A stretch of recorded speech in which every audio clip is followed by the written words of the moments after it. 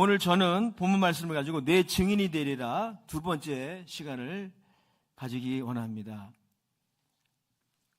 감람산에서 예수님이 제자들에게 말씀하신 약속, 지난주에 나눴습니다. 사도행전 1장 8절, 오직 성령이 너희에게 임하시면 너희가 권능을 받고 예루살렘과 온 유대와 사마리아와 땅끝까지 이르러 내 증인이 되리라. 이 약속의 말씀이 그대로 이루어졌습니다. 예수님이 부활하시고 승천하신 뒤 열흘 뒤인 오순절에 안식일이었습니다. 그들이 한자리에 모여서 기도했을 때 그들 모두가 다 성령님의 권능을 받아 예루살렘 광장에서 담대하게 증인의 역할을 하기 시작합니다.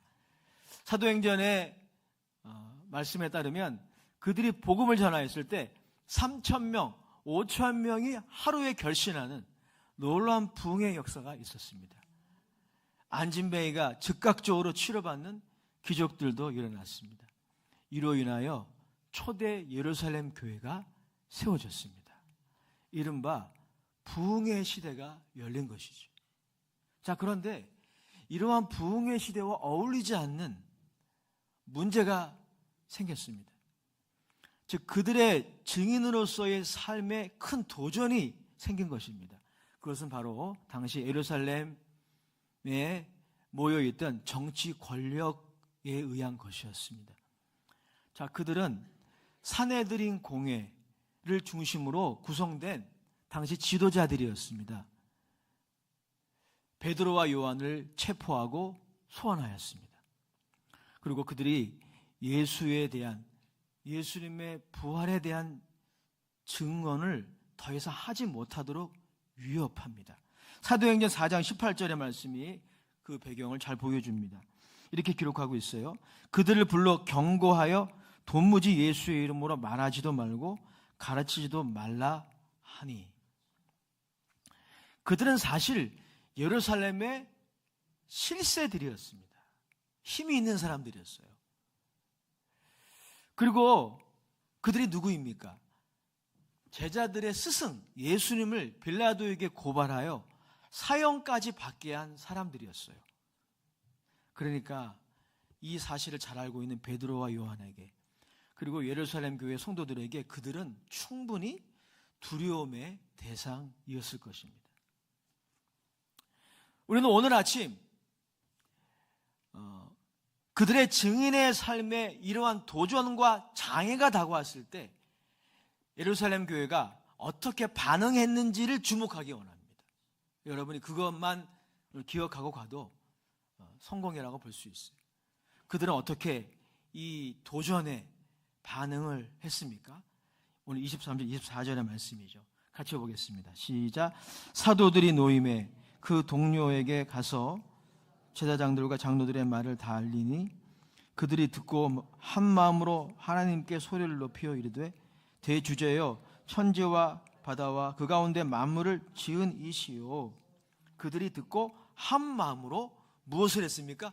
기도했어요. 그들은 기도하는 일에 하나가 되었습니다. 베드로와 요한의 보고를 들은 교회는 각자 알아서 기도했다고 말하고 있지 않고 한 마음으로 함께 연합하여 기도했습니다. 공간적으로 떨어 있다 할지라도 기도하는 데 한 마음을 가졌다는 거죠. 그들은 기도의 연대로 대응한 것입니다. 사도행전 강해의 저자 존 스타트는 이러한 행동을 이렇게 정의했습니다. 행동하는 그리스도의 교제다. 행동하는 그리스도의 교제다. 성경적인 정의입니다. 그렇습니다.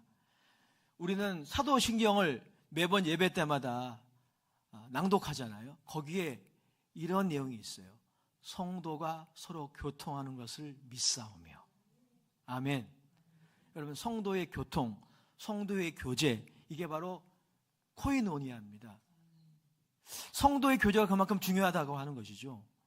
성도의 교제를 위해 교회가 힘써야 될 부분이 바로 여기에 있는 것입니다. 그런데 여러분, 성도의 교제에 여러 모습이 있지만 가장 중요한 모습이 있어요. 그게 뭐냐면 서로를 위해서 기도하는 거예요. 이게 가장 중요한 성도의 교제라는 것이죠. 기도함으로 서로 연대하는 것. 이것이 성도의 교제의 가장 중요한 부분입니다. 왜 그러면 이것이 그토록 중요할까요?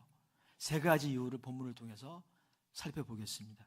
첫 번째, 증인의 삶을 살아가는 것이 때로는 쉽지 않기 때문이에요. 그래서 우리는 기도하는 일 하나가 되어야 됩니다. 넓게 보면 믿음 생활을 하는 것 자체가 때로는 쉽지 않아요. 우리가 하나님의 은혜로 예수님을 믿게 되었고 단번에 구원을 받았어요. 하지만 우리가 믿음 생활은 단번에 이루어지는 게 아니라 이 땅에서 계속 해나가야 하는 것이죠. 때로는 증인의 삶만이 아니라 믿음으로 살아가는 삶에도 여러 가지 장애물들이 기다리고 있습니다. 넓게 보면 그러므로 예수님을 믿는 모든 그리스도인들이 예수님의 증인으로 부름을 받은 사람들입니다. 좀 전에 우리 그런 찬양을 불렀잖아요. 우리는 모두 다 주님의 증인. 그 가사가 맞는 거예요. 목회자나 선교사나 단계 선교팀만이 주님의 증인이 아닙니다. 예수님을 구주로 영접하여 구원받은 모든 그리스도인들은 하나님의 증인, 예수님의 증인인 거예요. 그래서 그리스도인으로서 우리는 한때 하나님의 은혜를 경험하고 초대교회 제자들처럼 예수님의 증인으로 살 것을 다짐하고 열정을 나타냈던 적이 있습니다. 자, 그러나 어떻습니까? 여러 가지 이유로 그 다짐과 열정이 식어버리는 것이 우리의 모습일 수 있습니다. 일단 다른 이유들은 다 차치하더라도 오늘 초대교회 성도들처럼 부흥의 시대에도 고난이 공존하기 때문이에요. 이걸 이것을 기억해야 돼요. 부흥의 시대에도 고난이 다 사라지는 게 아니라 함께 공존합니다. 증인의 삶을 도전하는 핍박이나 경제적인 공경, 건강의 악화, 혹은 마음의 상처를 받는 일들, 또 관계의 불화 등등의 증인의 삶을 살고자 결의를 다지고 열정을 가지지만 그거를 힘들게 하고 거기에 관심을 쏟도록 하지 못하게 하는 요소들이 부흥의 시대에도 우리의 현실에도 공존해요. 삶의 이러한 어려움들은요, 증인의 삶을 살아가고자 하는 우리의 열의에 중대한 도전이 분명히 됩니다. 그래서 이 도전에 제대로 응전하지 못하면 예수님의 증인인데 증인으로서의 정체성도 잃어버리고 그 일에 무관심한 채 살아가는 거예요. 그래서 여러분, 이 도전에 우리 잘 응전해야 되는 것이죠. 여러분, 이러한 문제, 증인으로서 살아가기 원하지만 이런 도전을 받는 이러한 문제들은 서두 부분에 말씀드린 것처럼 목회자와 선교사, 단계 선교팀만의 문제가 아니라 모든 그리스도인들에게 적용되는 문제입니다. 베드로 사도는 베드로전서 5장 9절에서 그 부분을 이렇게 밝히고 있어요. 베드로전서 우리 5장 9절의 말씀 다 같이 읽어보겠습니다. 시작. 너희는 믿음을 굳건하게 하여 그를 대적하라. 이는 세상에 있는 너희 형제들도 동일한 고난을 당하는 줄을 알미라. 증인의 삶을 살아가기 원하지만 그것을 도전하는 주체 중에 하나가 마귀잖아요. 근데 오늘 본문에 보면 이 사단의 공격의 대상에서 제외되는 그리스도인은 없다는 겁니다. 이게 우리가 직시해야 할 현실이에요. 그래서 우리는 서로에게 기도의 동역자가 되어야 합니다.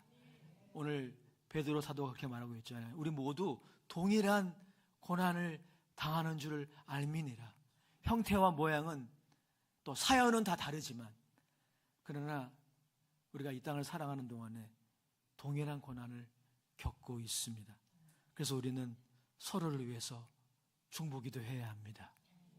교회 성도들은 그러므로 경쟁자가 아니에요.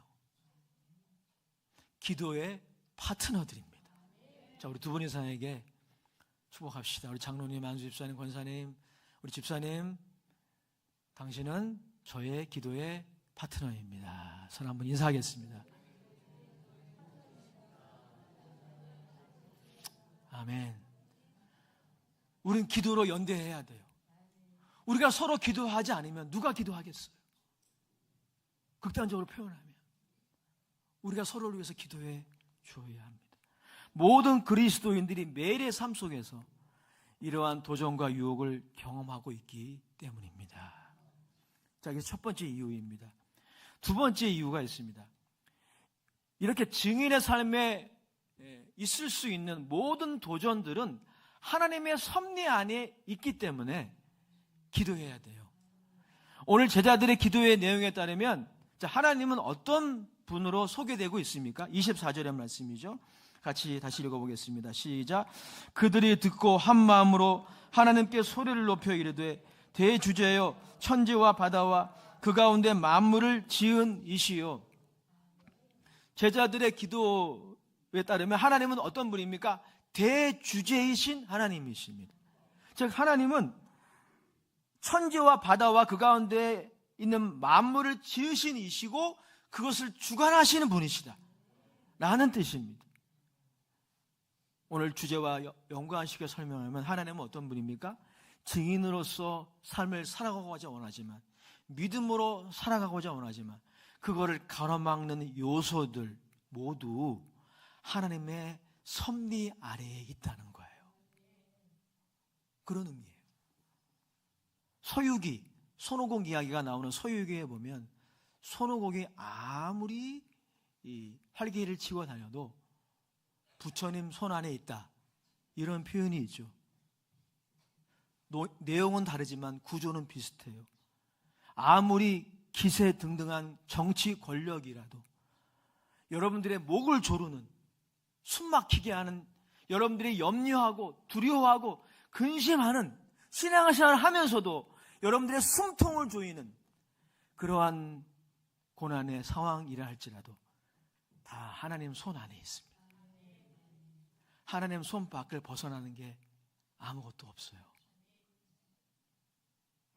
그런데 오늘 제자들의 기도에 따르면 하나님이 그런 정도만이 아니라 놀라운 것은요, 심지어 하나님은 우리의 증인의 삶을 가로막는 그러한 반대와 그 반대를 하는 대적들까지 사용하신다는 거예요.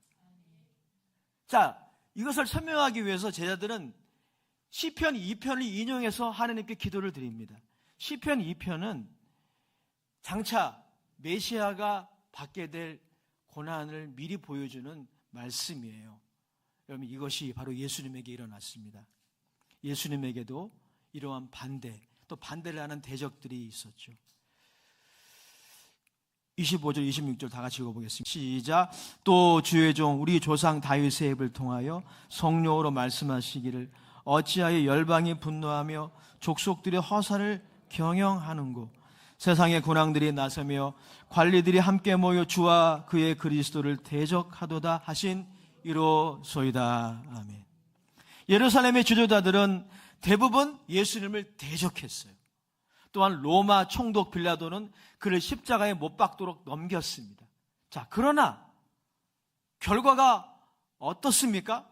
하나님의 계획은 그러한 반대로 말미암아 좌초된 것이 아닙니다. 오히려 이루어졌어요. 어떤 계획입니까? 하나님의 선한 계획, 그 아들의 희생으로 말미암아 죄 사함을 얻게 하는 회개가 예루살렘에서 시작하여 땅 끝까지 전해지는 이 하나님의 선한 계획, 이 선한 계획이 오히려 이루어졌어요. 이게 하나님의 작전입니다. 이게 하나님의 큰 그림이에요. 이게 하나님의 섭리인 것이죠. 마찬가지입니다. 제자들은 자신들이 경험하는 도전을 예수님의 고난을 통하여 재해석했어요. 28절의 말씀이 바로 그것입니다. 같이 읽어보겠습니다. 시작. 하나님의 권능과 뜻대로 이루려고 예정하신 그것을 행하려고 이 성에 모였나이다. 예수님의 고난이 하나님의 선한 계획에 있는 것처럼 증인의 삶을 사는 모든 그리스도인에게 그러한 도전과 어려움이 있다는 거예요. 그것도 하나님의 선한 계획 안에 포함되어 있다는 것입니다. 예수님을 향한 하나님의 선한 계획에 그의 고난이 포함된 것처럼 저와 여러분들을 향한 하나님의 선한 계획이 있으심을 믿으시기 바랍니다. 하나님의 선한 계획이 있어요. 원더풀 플랜 하나님이 가지고 계셔요. 근데 그 하나님의 선한 계획 안에 고난이 포함되어 있어요. 예수님에게 그러듯이 말입니다. 또 이렇게도 설명할 수 있어요.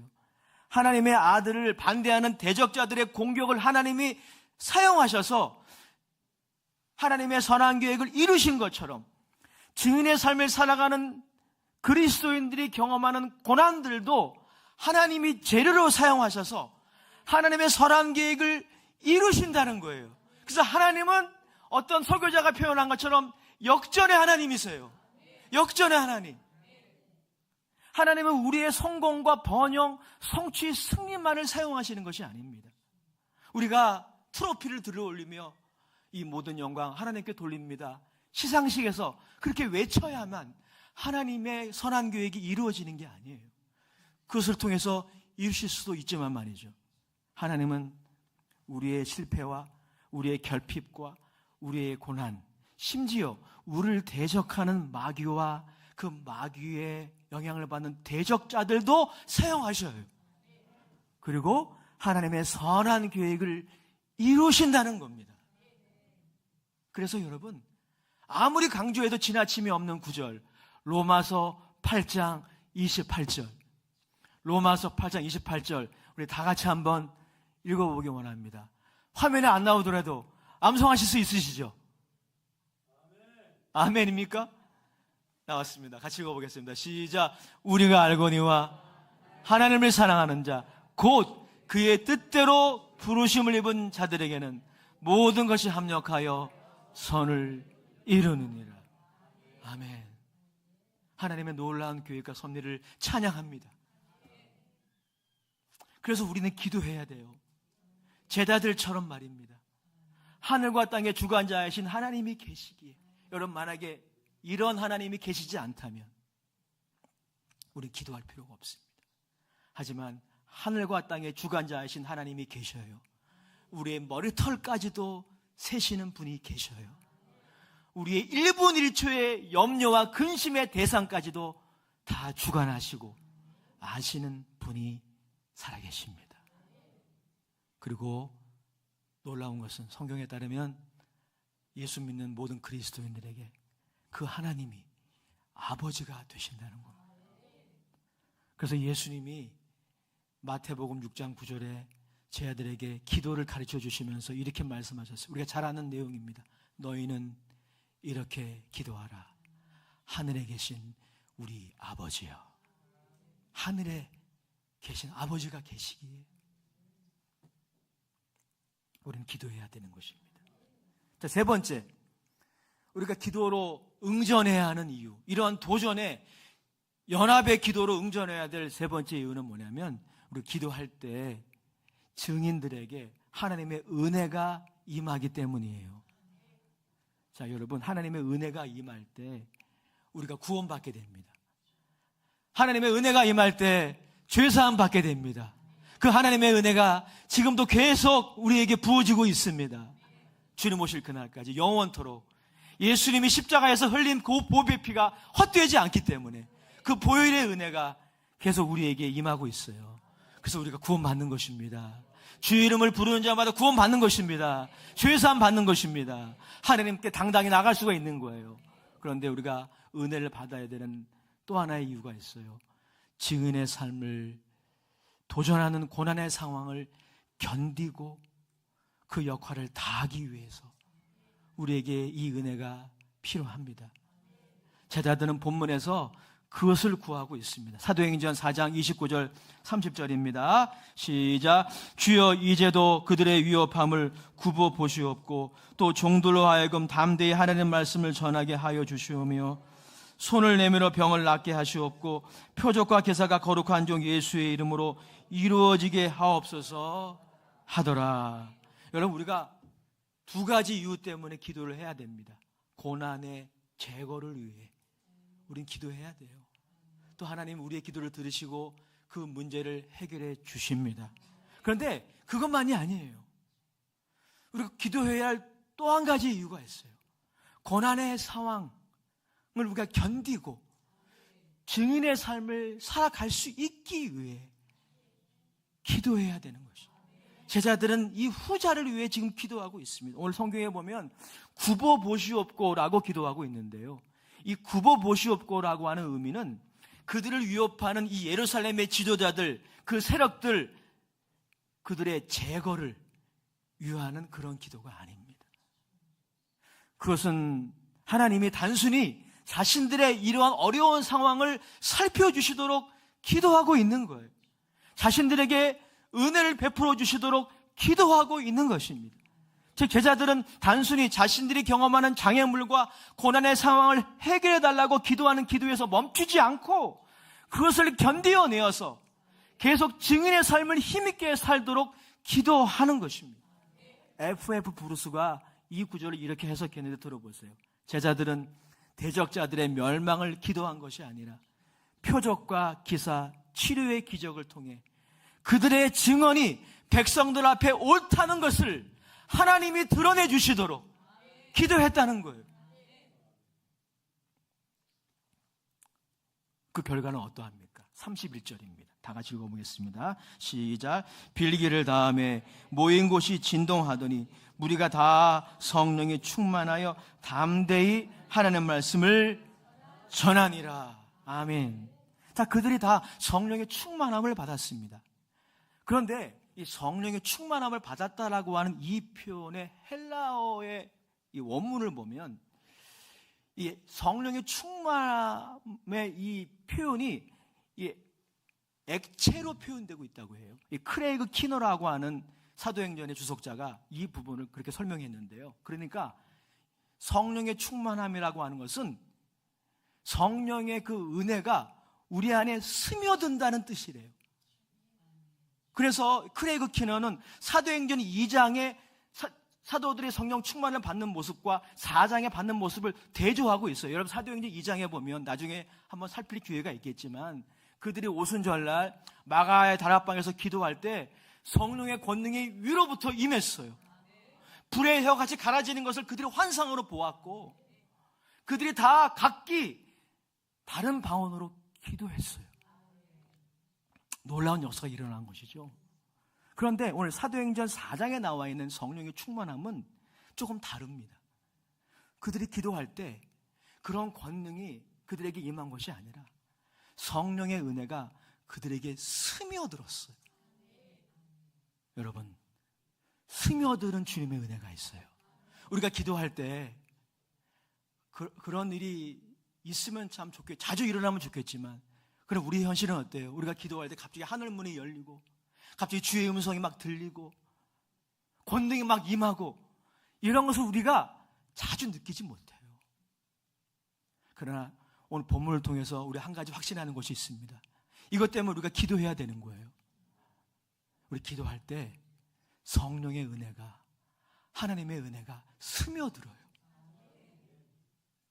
우리의 영혼에 스며들어요.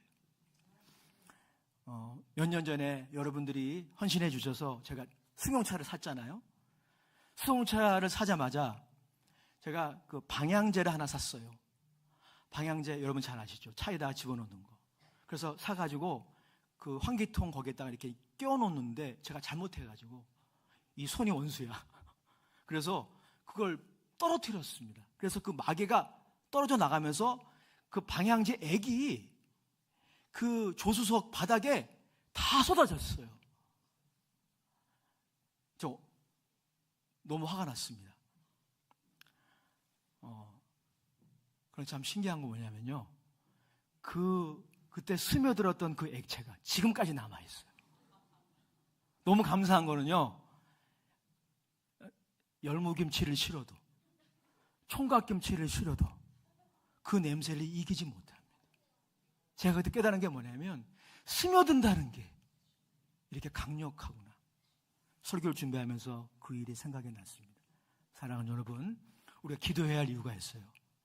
기도할 때 뭔가를 경험하고 갑자기 등이 뜨거워지고 이런 일들이 일어날 것입니다.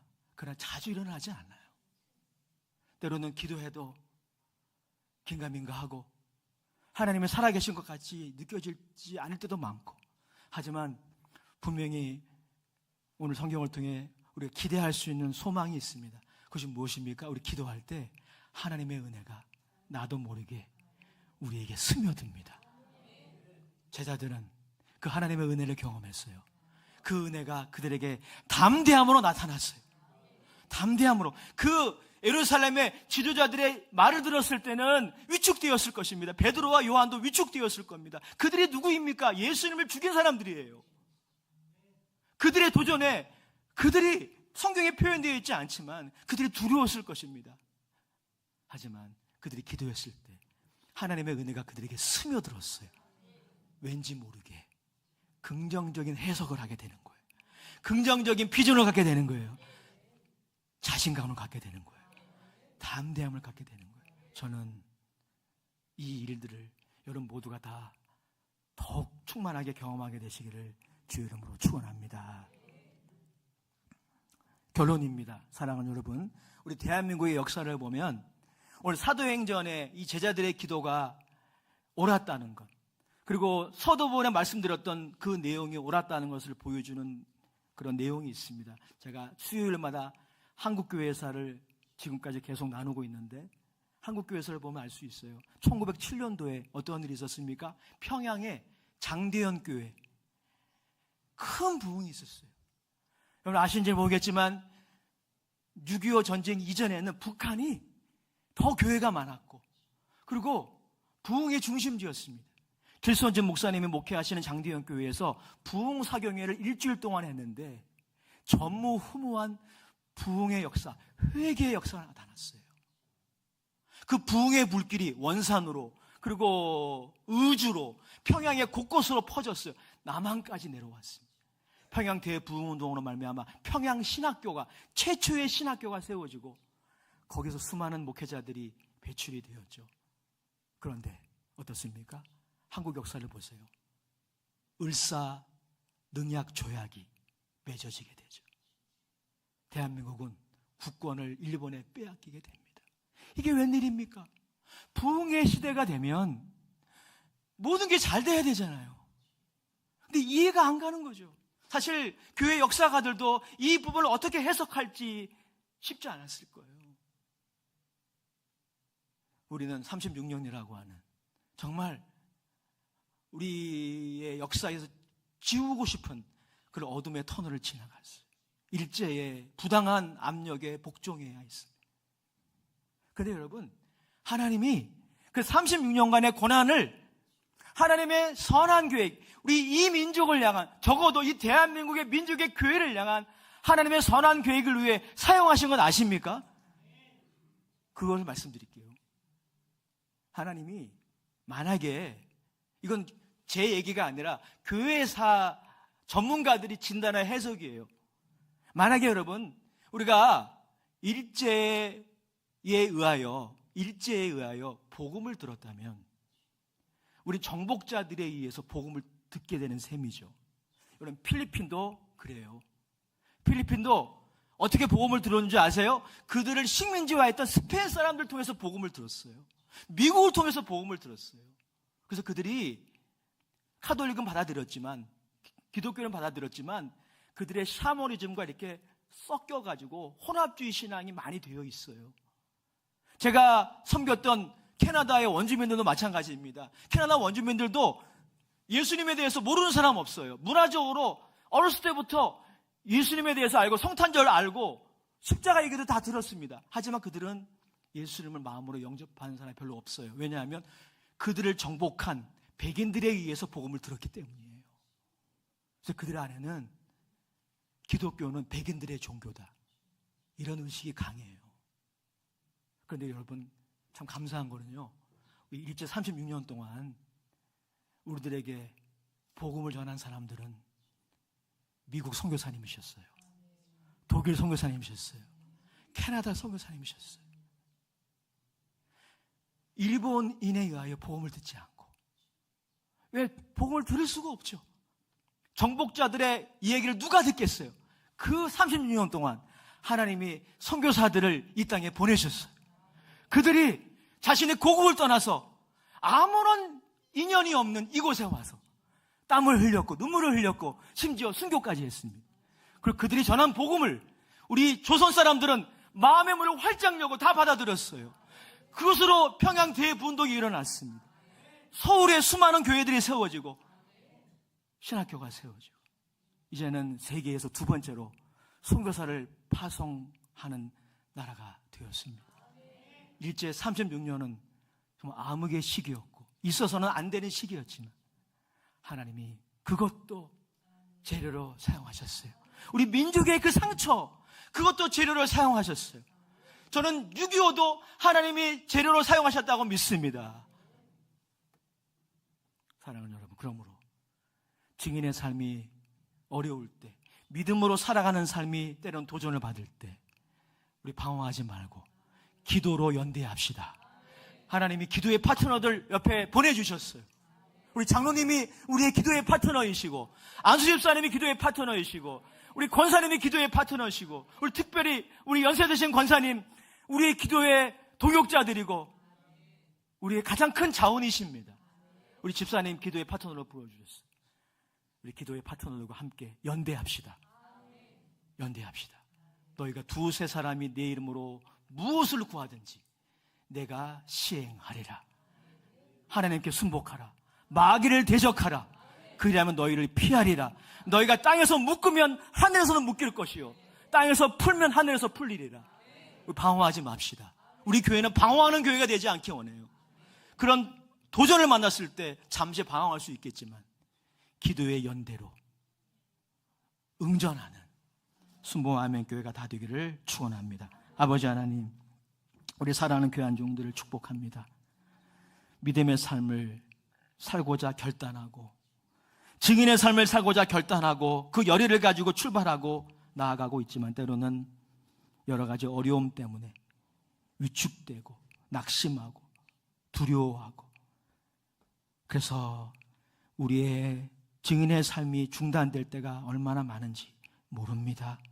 하는 그러나 오늘 이러한 도전이 다가올 때 우리가 어떻게 응전할지 가르쳐 주셨습니다. 기도의 연대로 응전하게 하옵소서. 성령의 은혜가 우리 모두에게 스며들어서 담대하게 주의 사명 감당하는 모두가 되게 하여 주시옵소서. 예수님의 이름으로 축복합니다. 아멘.